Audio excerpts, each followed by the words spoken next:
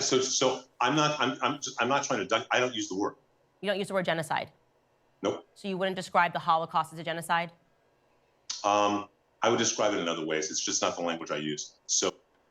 Okay, so time to call this bullshit out. He knows what the word genocide means. Everybody knows what the word genocide means. And he could tell she's foreshadowing a question. She's foreshadowing an angle. He knows where she's about to go. And although he says he's not ducking the question, or he's not trying to duck, he very much is. So his way out is to claim that he doesn't use the word genocide in his language, in his vocabulary. And what really is that supposed to fucking mean anyway? You don't have to use a word in your vocabulary to know what the definition is. And I guarantee you ask any Jewish person, any rabbi who is not on that screen what the word genocide means, not only will they have a definition, they will apply it correctly so to the Holocaust and what was happening in the Holocaust.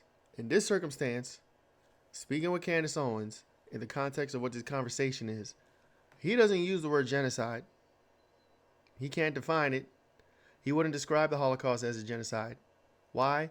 Because it's very convenient, because we know where she's about to go, or where she was going to try to go, which would describe what's happening in Palestine as a genocide.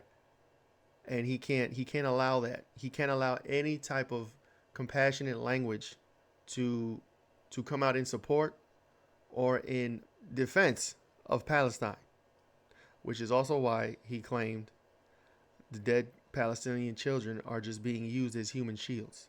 They're not children, they're human shields. And he's blaming the innocent civilian adults who are also dying with these kids as using their own children as human shields, apparently. But here we are, a grown-ass man. He got gray hair. He's at least 50, 55, 60. He's been on this earth for several decades. He's a rabbi, so he has some type of accolades in his religion. He's an intelligent man, and he doesn't use the word genocide, so we can't bring it into the discussion because it doesn't suit where he's trying to go, and it doesn't suit the question he's still trying to get answered by Candace. For me to say that this is a definition would be arrogant and inappropriate, because. But what percentage of a certain group of people have to die that would constitute a genocide? Because I think that's part of it. It's a back forth where it's like, listen, if we can just say X amount of people, percentage of people dying of the same ethnic group. Candace, you don't, I'm telling you point blank. Here it is. You're asking me to define a term that I don't go around utilizing. What does that mean? Okay. So I don't, you're saying define this. And what I'm saying is I don't use that term. That doesn't mean anything.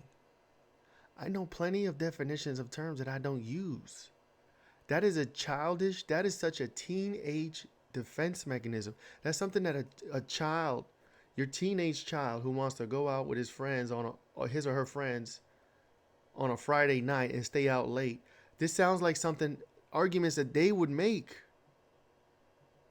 And Candace, I don't know, Candace kind of disappointed me because she usually will call a motherfucker out on that. She would. So I don't know what's happening.